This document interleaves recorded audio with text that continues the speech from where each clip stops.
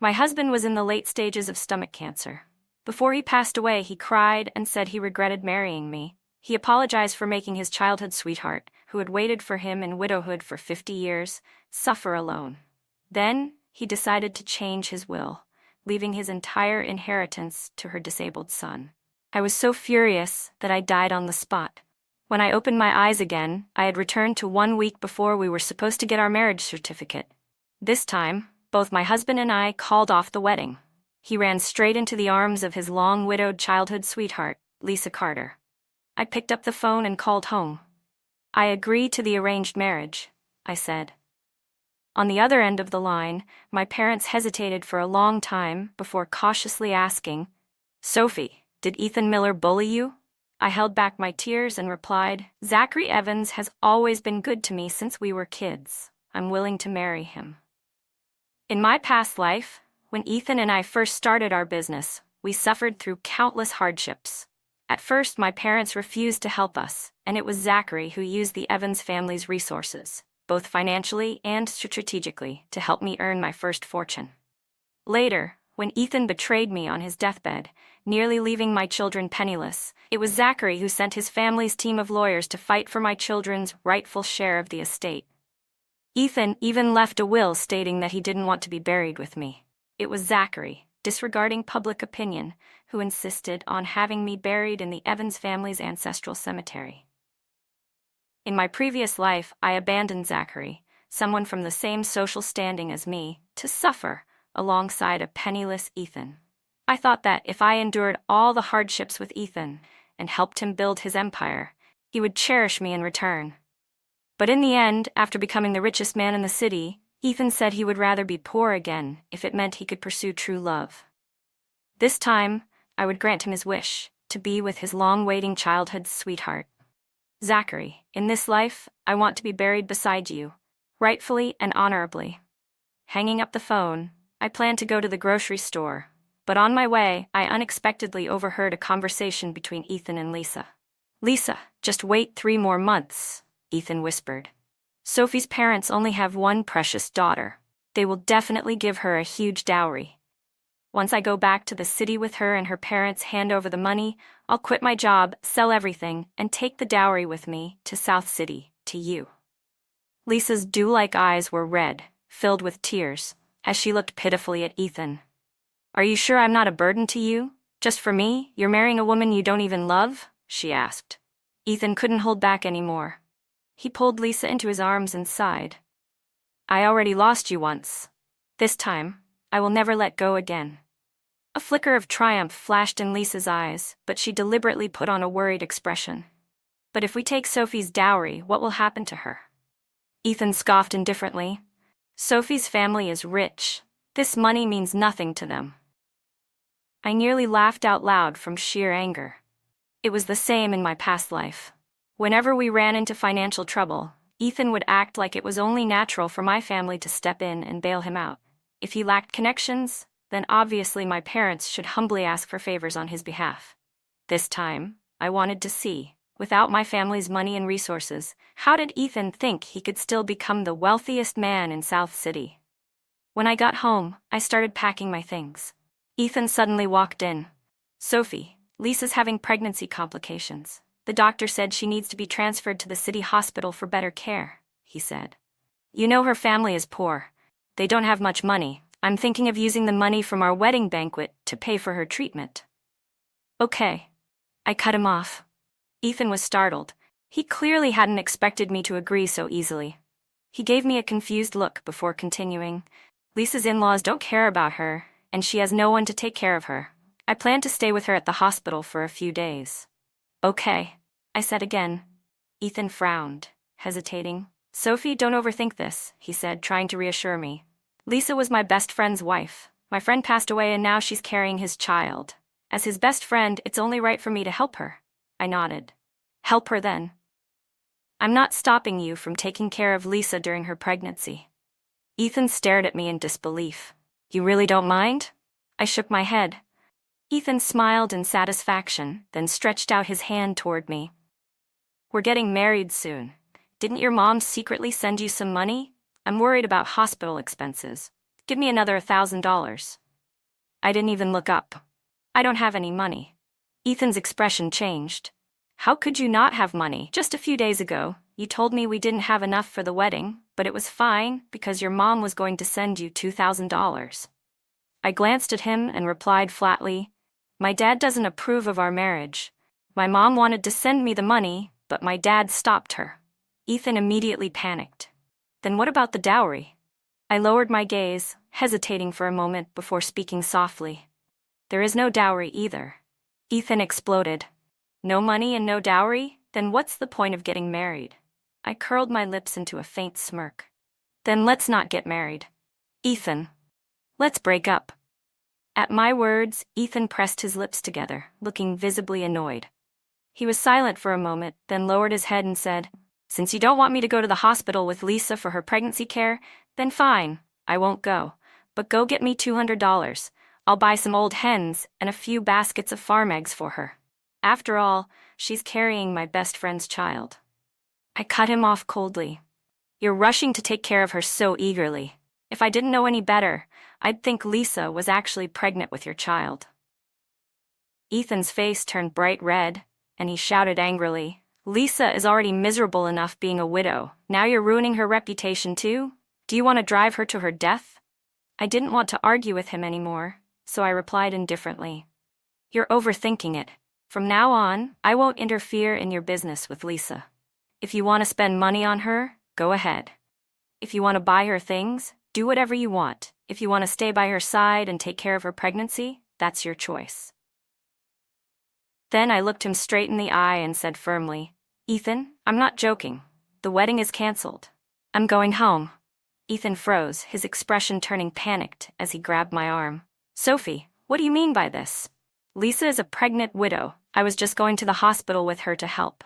Can't you be more understanding? Can't you be a little kinder? Just then, Lisa walked over, her large pregnant belly evident as she approached. She smiled gently at me and said, Sophie, it's all my fault. You're about to marry Ethan, and now you two are arguing because of me. Please don't fight over this, okay? It's my fault. I'll apologize. I won't go to the hospital anymore. I can stay home for my pregnancy care. It's just that the doctor said I'm anemic and need to get some nutrient injections and buy some supplements like donkey hide gelatin. But I really don't have any money. As she spoke, she glanced at Ethan with a troubled expression. Ethan immediately stepped toward her and reassured her. Don't worry about anything, Lisa. Just focus on taking care of yourself. I'll go to the city later to buy you some donkey hide gelatin. Oh, and I'll also get some red dates, brown sugar, and farm eggs. I'll bring them to you tonight. While speaking, Ethan deliberately turned to look at me, signaling for me to hand over the money. Lisa noticed my silence, and a glimmer of triumph flashed across her eyes. She then added, also, for the childbirth and the baby's 1-month celebration party, I calculated that I'll need at least $2,000. She sighed and turned to me with a pitiful expression. Sophie, I'm not like you. Your parents are city officials. I'm just a poor girl from the countryside. My parents favor sons over daughters.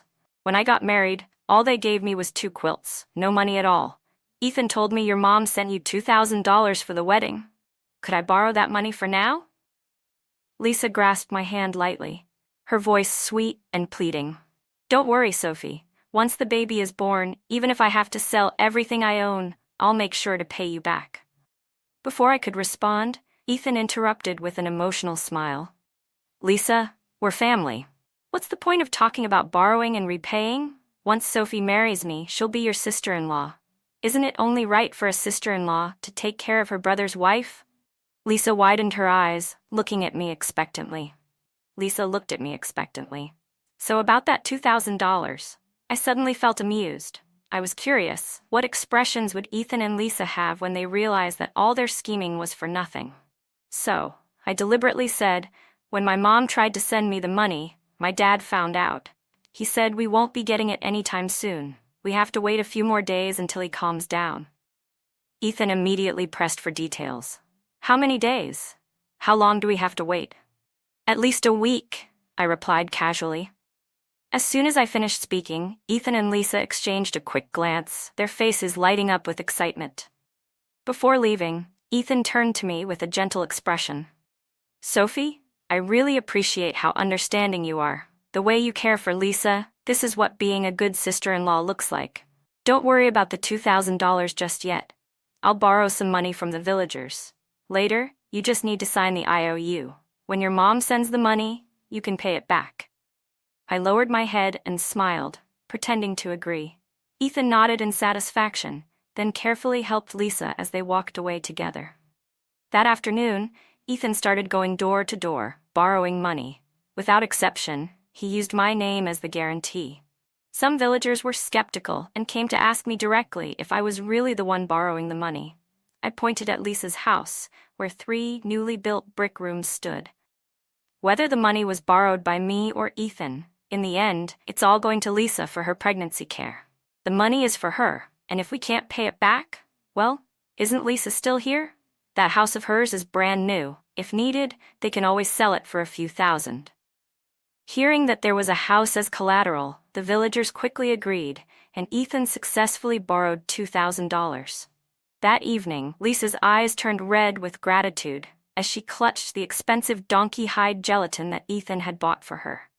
Sophie, thank you so much for lending me the money. I waved my hand dismissively and gestured toward Ethan. If you want to thank someone, thank Ethan.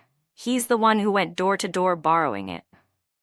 I made sure to say this loudly enough for the passing villagers to hear.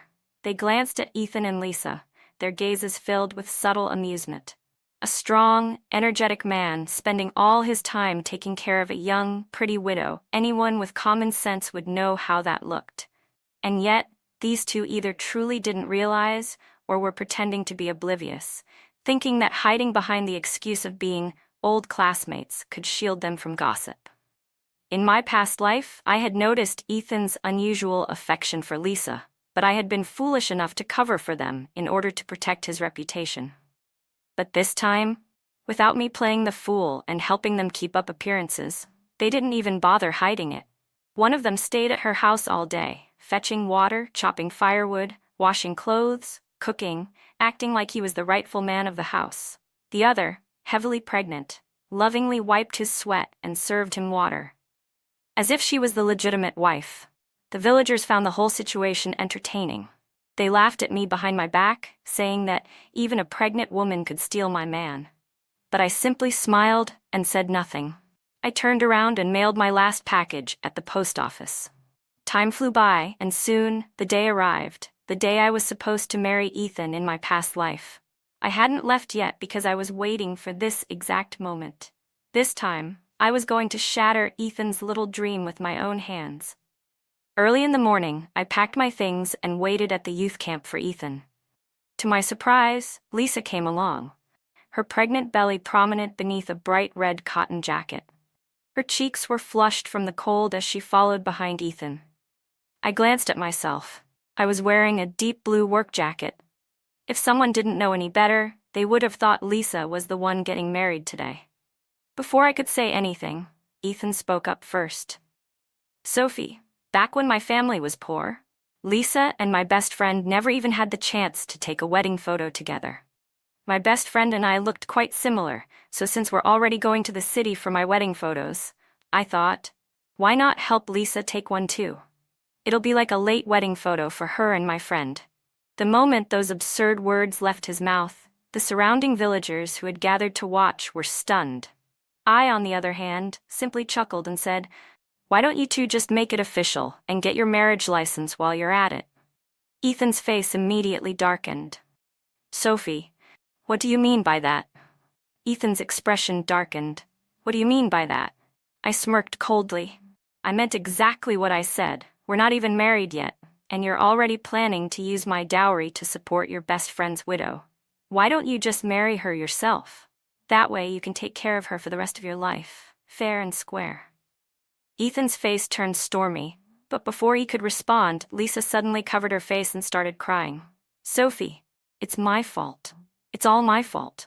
I just admire you too much. I envy that you get to marry Ethan, such a good man.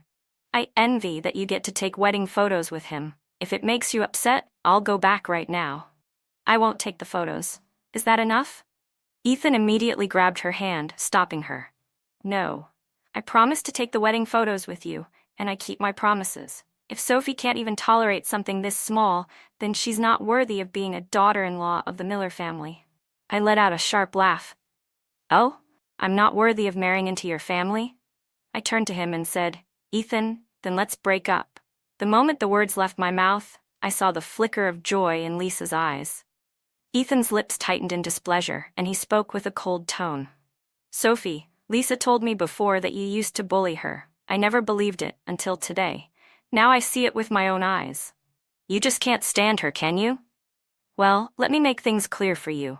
My best friend is gone. Lisa and the child she's carrying are my responsibility for life. If you can accept that, then come with me now to get our marriage certificate. If you can't, then we'll break up. I let out a mocking laugh. Then let's break up. I'm heading back to the city today. I won't waste your time. You and Lisa can go take your wedding photos in peace. Right in front of the entire village, I tore apart the flimsy illusion between Ethan and Lisa. Their faces flushed red with embarrassment, and immediately, the villagers burst into whispers and gossip. I knew it. I always suspected there was something between Ethan and Lisa, but no one believed me. Who would have thought? Lisa's pregnant with his best friend's child, yet she's already latched onto Ethan. Or maybe that baby isn't even his best friend's in the first place. Why else would Ethan be more worried about her pregnancy than the actual father? Exactly. He's the one running around borrowing money for her pregnancy supplements. If that's not suspicious, I don't know what is. Hearing the flood of gossip, I could barely hold back my laughter. Then, someone suddenly realized something. Wait a minute. Ethan said his future wife would help pay off the debts.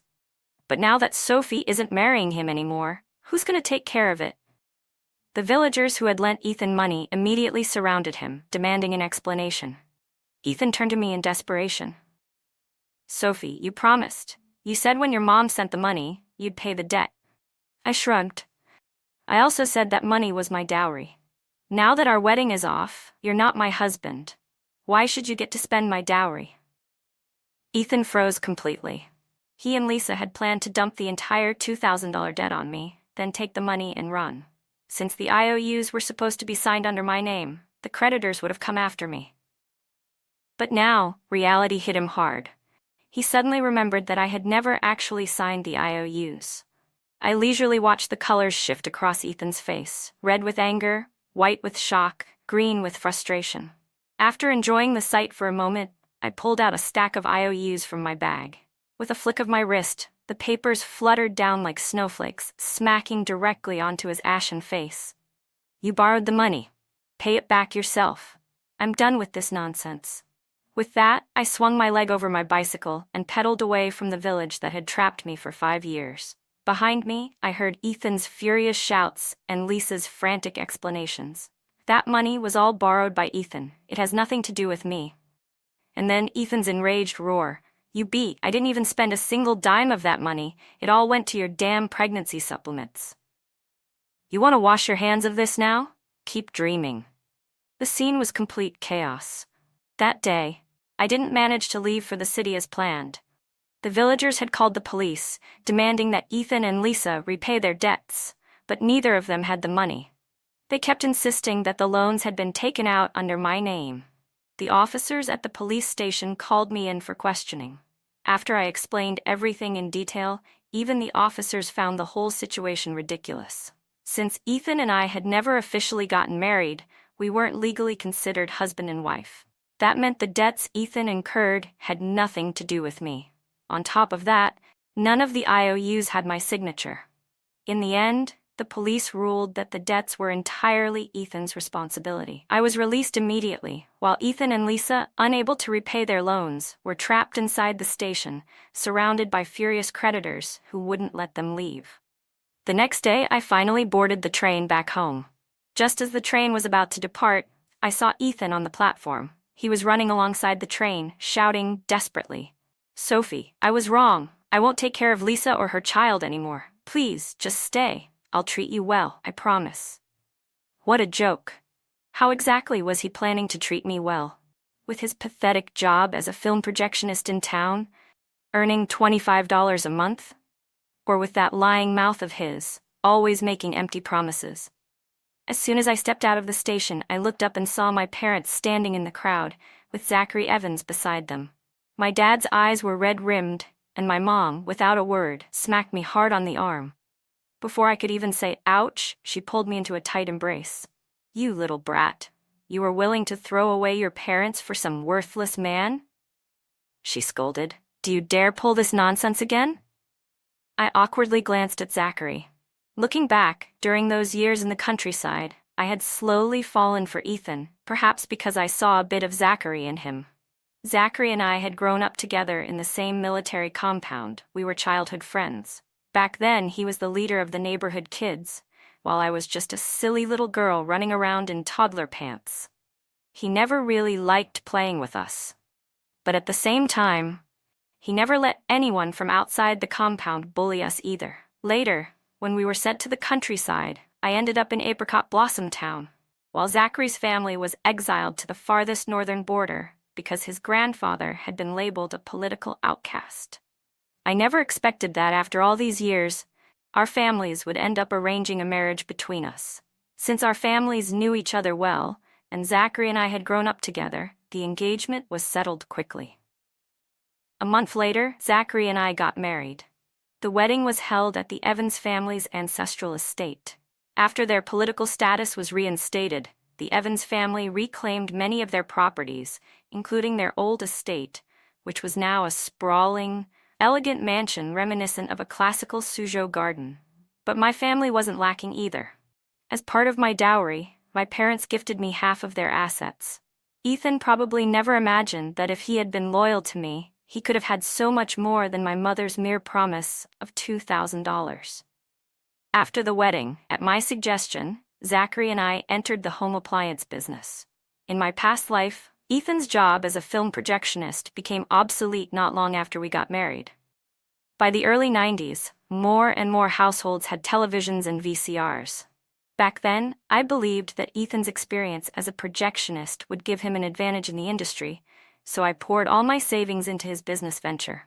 As luck would have it, he rode the wave of the times and eventually became the biggest home appliance tycoon in South City. This time, however, things wouldn't go so smoothly for him. With the Evans family's vast network of commercial properties in South City, Zachary and I had a significant advantage. We had lower rental costs when starting our business, and with the support of my dowry and the backing of my relatives, we quickly gained a foothold in the market. In just 2 years, Zachary and I became the dominant force in South City's home appliance industry. Meanwhile, Ethan had originally planned to scam me out of my dowry and elope with Lisa. But to his shock, I had called off our engagement and returned to the city instead. Now, the dowry that he had counted on was completely out of his reach. Not only did Ethan fail to get a single cent from me, but he ended up drowning in debt. I later heard that in order to repay what he owed, he actually convinced Lisa to sell her 3-room brick house. The money from the sale was used to clear his debts, and with what little was left, Ethan planned to follow the same path as in our previous life, buying and reselling home appliances to make his first fortune. But just as he was about to start, Lisa had a complicated childbirth. The irony was laughable. Back then, the two of them had used her supposed malnutrition as an excuse to trick me into lending money for her pregnancy supplements. But in the end, Lisa had overindulged during her pregnancy. The baby grew too large, and she nearly lost her life in labor. The child had been stuck in the womb for too long, and by the time he was born, he was diagnosed with cerebral palsy. Lisa, due to excessive bleeding during childbirth, had to undergo a hysterectomy. She would never be able to have children again. The moment Ethan learned that Lisa could no longer bear children, his expression darkened. They had originally planned to get married after the baby was born, but now, 2 years had passed, and Ethan still refused to make it official. He was still dreaming of using Lisa's house money to start his appliance business in South City. In my past life, I had given Ethan every penny I had and even borrowed money from relatives to support his business. But this time, Lisa, terrified that he would abandon her once he got rich, refused to support him. Instead, she sent all their money to her maternal family. Unfortunately for her, her brother was a gambling addict. Within a month, he had lost every last cent of the money Lisa had stashed away at her parents' home. Ethan had already counted that money as his startup capital. When he found out it was gone, he nearly beat Lisa to death that very night. In this life, without my interference, Ethan and Lisa did get back together, but their fate was nothing like a fairy tale, where the prince and princess lived happily ever after. Ethan resented Lisa for ruining his engagement to me. He hated that she would rather throw their money away on her gambling brother than support his business like I had. When he realized that Lisa was of no help to his career and was nothing but a burden, Ethan began secretly going on blind dates behind her back. Lisa, on the other hand, had grown to hate Ethan just as much. She despised how his vows of lifelong devotion had been nothing but empty words. He had promised to take care of her and their child forever. But the moment she was penniless and infertile, he turned his back on her, and even dared to go behind her back looking for another woman. Now, without a home, and with her reputation in ruins, Lisa had no choice but to cling desperately to Ethan. Whenever he went on a blind date, she would show up holding their sickly child, kneeling in front of the other woman and sobbing, begging her to let Ethan go so that she and her child could have a chance to survive. Before long, matchmakers from all over town stopped introducing Ethan to potential brides. Lisa, seeing no way out, began forcing Ethan to marry her. But Ethan still clung to his dream of becoming the richest man in South City. To him, Lisa was just dead weight, useless to his ambitions. And so, they remained stuck in this entanglement for 3 years. Lisa never got the marriage she wanted, and Ethan never saved up enough money to start his business in South City. Meanwhile, Zachary and I had been anything but idle. With my suggestion, Zachary imported the latest home appliance production line from overseas. Not only did we sell home appliances, but we also expanded into manufacturing them. But no matter how busy Zachary was, he always insisted on taking me along on his trips. Whenever I was too lazy to go, he would put on a pitiful face and say, "If you don't come with me, the businessmen I meet will definitely arrange for women to entertain me. You have to protect my innocence." I couldn't help but laugh every time he said it. Then I got pregnant with triplets. The moment he found out, Zachary completely transformed into a homebody. He didn't even want to travel for business anymore. 8 months later, I gave birth to 3 beautiful babies, 2 boys and a girl. The moment they were born, Zachary cried like a child. And then, behind my back, he secretly went and got a vasectomy. When I found out, he justified it by saying, as a representative of private entrepreneurs, I should take the lead in following the policy. 1 pregnancy is more than enough. The pregnancy had taken a serious toll on my body. For the next few years, my health remained fragile.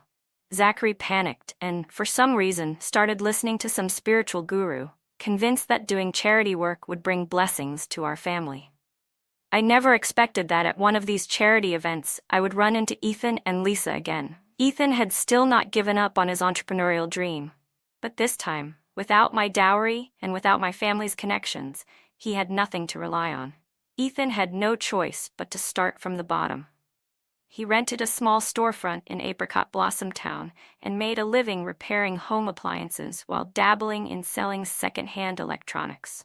When he went out on repair jobs, he left Lisa to watch the store. That day, Zachary and I had just finished donating books, school supplies, and sports equipment to the elementary school in Apricot Blossom Town. As we stepped out of the school gates, a loud commotion erupted from the street. Looking up, I saw Ethan, dressed in a greasy work uniform, gripping Lisa's hair with one hand while slapping her viciously with the other. "You shameless whore," Ethan shouted. "How dare you close the shop and fool around with the barber next door while I am out working?" Lisa, her face red from the slap, screamed back, "You're the shameless one, Ethan. You want me to watch the store, cook, and clean, but you refuse to marry me and give me a proper title." As they argued, my name suddenly came up. Lisa, eyes filled with anger and humiliation, spat out, "Do you really think dragging this out means you'll get back together with Sophie? Keep dreaming. I already looked into it. Sophie has been married for years. She even has 3 kids now. Why the hell would she wait for you?" She sneered. "And her husband? He's the richest man in South City, a home appliance tycoon. Compared to him, you're nothing but a pathetic repairman. A toad dreaming of eating swan meat. Ethan's eyes turned bloodshot with rage. He clenched his fists, about to lunge at Lisa when, out of the corner of his eye, he caught sight of me. He froze in place. "Sophie, you're back. I knew you wouldn't forget me." His voice trembled with excitement. "You love me so much, there's no way you'd marry another man, right? You were forced into it, weren't you? Your family pressured you, didn't they?" His voice grew increasingly desperate. "Sophie, don't be afraid. I never got married. I've been waiting for you this whole time. I'll kick this bitch Lisa out right now. I see her for what she really is. I swear, I'll never have anything to do with her again. We can be together, just like before." The sheer delusion in Ethan's eyes nearly made me gag. Zachary, clearly displeased, pulled me into his arms protectively. His sharp gaze landed on Ethan like a blade. Where did this lunatic come from? Ethan's eyes were locked on me, as if waiting for me to acknowledge our so-called relationship. I gave him a polite, indifferent smile and said casually, "Oh, he's just someone I used to know from my time in the countryside." Zachary frowned slightly and gestured to his secretary. "Go ask this man's family if they'd like to send him to a hospital for a mental checkup. Put the fees on my personal account." Ethan flinched as if struck. His face twisted in disbelief, and he started shaking his head frantically. "No, I'm not crazy. Sophie is my wife. She was supposed to be my wife. There must be some kind of mistake." Zachary ignored him, calmly guiding me into the car. As we drove away, I turned my head just in time to see Ethan lose all semblance of control. He was screaming my name like a madman in the middle of the street. After that charity event, I didn't visit Apricot Blossom Town for a long time. The next time I heard about Ethan, it was during a summer camp our company had sponsored for underprivileged children. As part of the program, we invited children from various towns, including a few from Apricot Blossom. One of the students shared a horrifying story. He spoke about a tragedy that had taken place in his town. Apparently, one of his former classmates, a child with cerebral palsy, had been eligible for financial aid from a charitable foundation. But when his father heard that the sponsor was our company, he refused the assistance outright.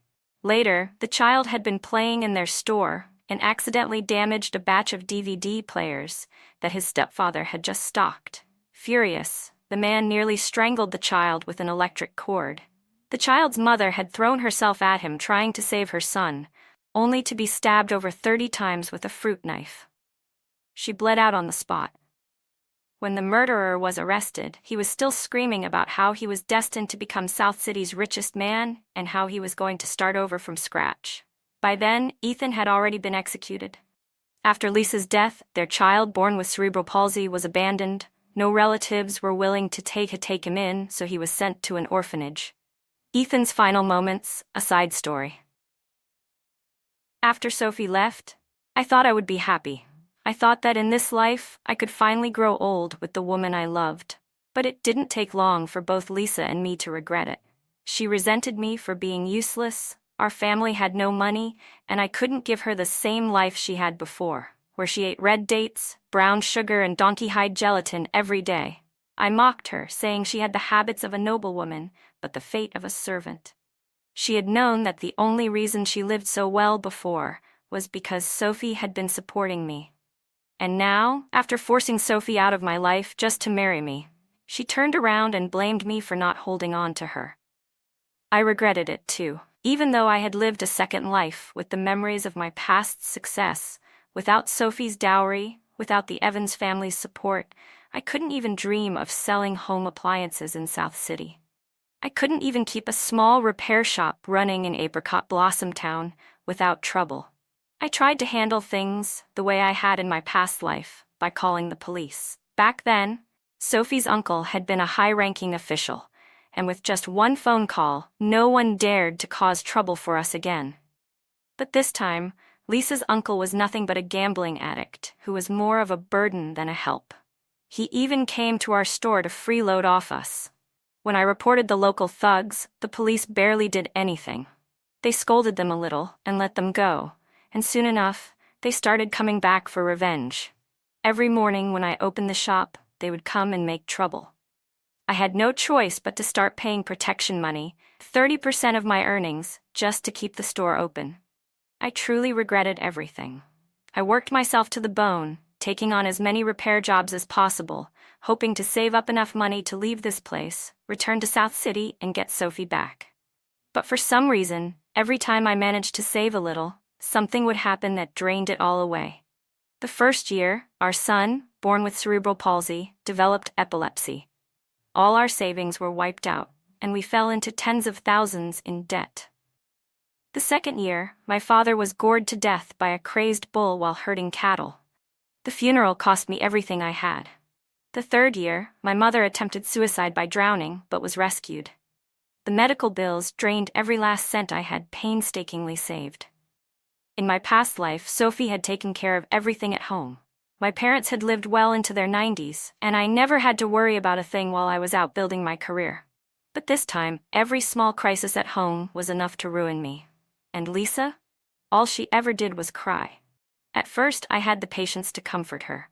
But over time, the sound of her sobbing filled me with uncontrollable rage. I wanted to strangle her. It was all her fault. If Lisa had just stayed in her lane, instead of seducing me while she was widowed, Sophie and I would have been married long ago. But now, every time I came home, all I was greeted with was Lisa's endless wailing and our useless, troublemaking son. If I had known that being with Lisa would end up like this, I would have dragged Sophie to the registry office the moment I was reborn. My thoughts snapped back to the present as I looked at the chaotic, run-down repair shop. I knew my life was over. So I killed Lisa with my own hands. I didn't try to run. I just sat there, quietly waiting for the police to arrive. When I was sentenced to death, I didn't feel afraid. In fact, I even felt a hint of joy. In my past life, I had only been reborn after dying. Maybe this time, if I died sooner, I would see Sophie again sooner.